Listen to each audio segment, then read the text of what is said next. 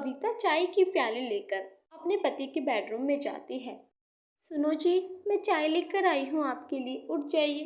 उसका पति प्रताप, ये क्या सुबह सुबह अपना मनोज चेहरा दिखा रही हो मुझे? कम से कम शक्ल अच्छी ना हो तो बातें तो अच्छी किया करो। चाय लेकर आई हो, कचौड़ी कहाँ है? जाओ कचौड़ी बना कर लाओ। खाना तो ठीक से बनाया करो। कविता दिखने में खास सुंदर नहीं थी, लेकिन उसका मन बहुत ही सुंदर था। वह अपने पति की बातों का कोई बुरा नहीं मानती थी और उसके पति का उसके ऊपर गुस्सा करने का एक कारण यह भी था कि वह 15 सालों में अभी तक मां नहीं बन पाई थी। वह रोज किसी न किसी बात पर विद्या पर बरस ही जाता था और विद्या चुपचाप सब सुनती रहती थी। पता नहीं किस मनहूस घड़ी में मेरी माँ ने तुझे मेरे लिए पसंद किया था। तू ना मुझे संतान का सुख दे पाई, ना तेरी शकल सूरत अच्छी है। मनहूस कहीं की, मेरे ही पल्ले लिखी थी क्या तू? माँ भी पता नहीं किस मनहूस को मेरे पल्ले बांध दिया जिसमें कोई गुण नहीं है। अरे प्रताप, तो गुस्सा क्यों होता है बहू पर? अब बहू माँ नहीं बन पाई तो उसमें उसकी कोई गलती नहीं है। हमने उसके सारे टेस्ट तो करवा लिए हैं, टेस्ट में तो कोई गड़बड़ी नहीं आई है। अरे माँ, मैं इसे कितनी बार समझाता हूँ मेरे सामने ना आया करे। मुझे इसकी मनहूस शक्ल पसंद ही नहीं है। मैं जा रहा हूँ अपने दोस्त के घर, मुझे नहीं देखनी इसकी शक्ल। अरे प्रताप बेटा, सुन तो, तू बहू पे दिन रात ऐसे गुस्सा मत किया कर। मैं कविता को बेटी बनाकर लाई हूँ, बहू नहीं। प्रताप गुस्से में अपना पैर पटक कर वहां से निकल जाता है। कविता जोर जोर से रोने लगती है। अरे बेटा मत रो, तू प्रताप की बातों को बुरा मत मान। माँ जी, इसमें मेरी ही गलती है। मैं इस परिवार को कोई सुख नहीं दे पाई हूँ। आपके बेटे सही कह रहे हैं। प्रताप का एक दोस्त था रवि किशन। प्रताप जब भी घर में लड़ाई करके ये गुस्से में आता तो रवि किशन के घर पहुंच जाता। रवि किशन प्रताप से पूछता है, अरे भाई क्या हो गया, आज दोबारा लड़ाई की है क्या? अरे यार क्या बताऊं, उस मनूस कविता की शक्ल रोज रोज देखने को मिलती है और माँ भी उसी की सिफारिश करती है, अपने बेटे की नहीं। वो तो ना किसी काम की है, वो ना मुझे बाप बनने का सुख दे सकती, ना ही उसकी शक्ल सूरत अच्छी है। जीजा जी, ये लीजिए चाय। अरे प्रीति, तुम क्यों चाय लाई हो? तुम्हारी दीदी कहाँ है? वो दीदी बच्चों को नहला रही हैं, तो उन्होंने कहा मैं चाय दे आऊं। प्रीति को यूं देखकर प्रताप उसकी सुंदरता से मोहित हो जाता है। वह उसे लगातार देखता रहता है। उसके मन में ना जाने क्या क्या ख्याल आने लगते हैं। अरे प्रताप, प्रताप कहाँ खो गया? ये ले चाय, चाय पी। अरे अरे यार, ये कौन है? पहले तो इसे कभी नहीं देखा। अरे यार, ये मेरी साली है, 10वीं पास है, शहर से कल ही यहाँ आई है। आप सीमा की सुंदरता में खो जाता है। अब वो रोज सीमा से मिलने के नए नए बहाने ढूंढता है और उसे अपनी ओर आकर्षित करने की कोशिश करता है। अरे वाह यार, और सीमा को अपनी बातों में लेता है। अरे वाह यार सीमा, तुम कितनी सुंदर हो, और तुम्हारी आंखें कितनी सुंदर है, बाल सुंदर हैं, तुम तो एकदम, क्या बोलूं। बस बस, बस तारीफ ही करते रहिए मेरी। कभी मेरे लिए कोई गिफ्ट लाए हो? बस गिफ्ट तो अपनी बीवी को ही देते होगे, मुझे ना कोई हार ना कुछ और। अरे तुम क्या चिंता करती हो, तुम देखना कल मैं तुम्हें गहनों में लाद दूंगा। अगले दिन प्रताप अपनी अलमारी में से कुछ पैसे निकालता है और प्रीति के लिए बहुत सारे गहने लाकर उसके सामने रख देता है। हाय रब्बा, इतने सारे गहने, इतनी सुंदर हार, ये पायल कितनी सुंदर है। थैंक यू सो मच जी, इतना कुछ मेरे लिए लाने के लिए। पर प्रताप का दोस्त बोलता है, अरे यार, सीमा की भी समाज में कोई इज्जत है, तो रोज रोज सीमा से मिलने आ जाता है, उसके लिए ये सारे गिफ्ट लाता है।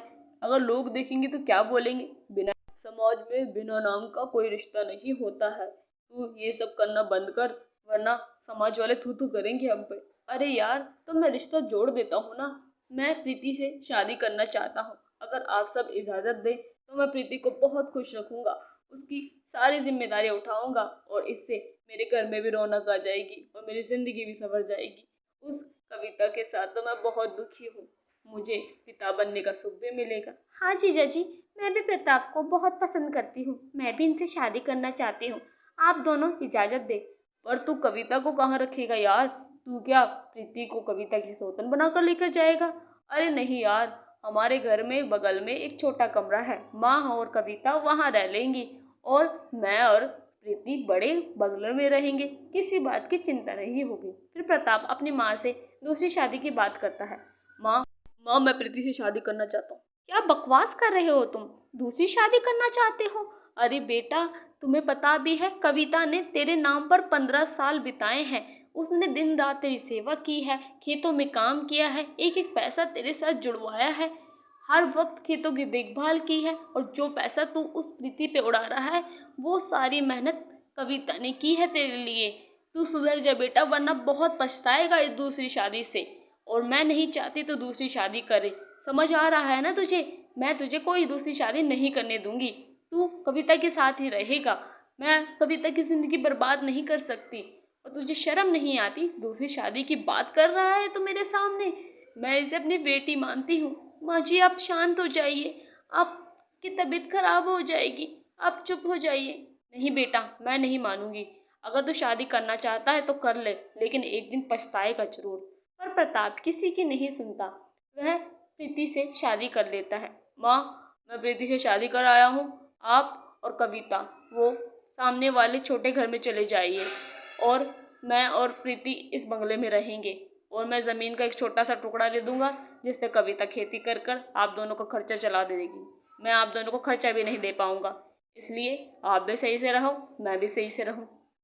अरे सुनिए प्रताप जी, आप जल्दी से कूड़े कचरे को बाहर निकालिए, मुझसे ये बदबू बर्दाश्त नहीं हो रही है। बेटा, सुन रहा है ना तेरी बहू क्या कह रही है? हमें कूड़ा कचरा, तुझे शर्म नहीं आती?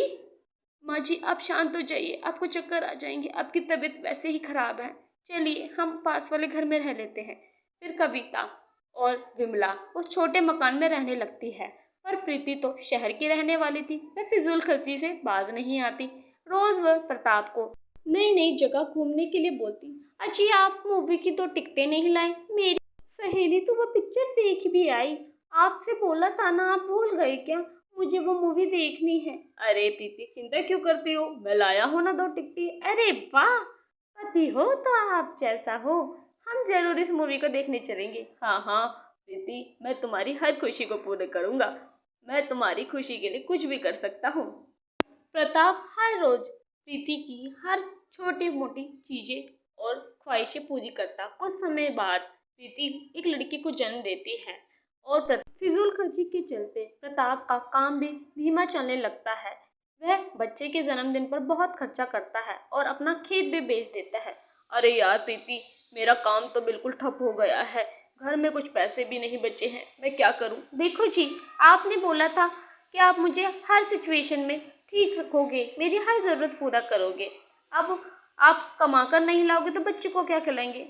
हाँ प्रीति, मैं कुछ करता हूँ। फिर कुछ दिन बाद, अरे प्रीति भाभी जल्दी आइए, प्रताप भैया का ट्रैक्टर में पैर आ गया है और उनका ट्रैक्टर से पैर कट गया है।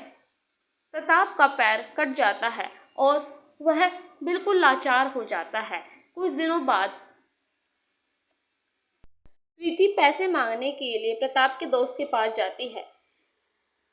जीजा जी, मुझे कुछ पैसों की ज़रूरत है। आप तो जानते ही हैं प्रताप की हालत दिन ब खराब होती जा रही है। मुझे पैसों की ज़रूरत है।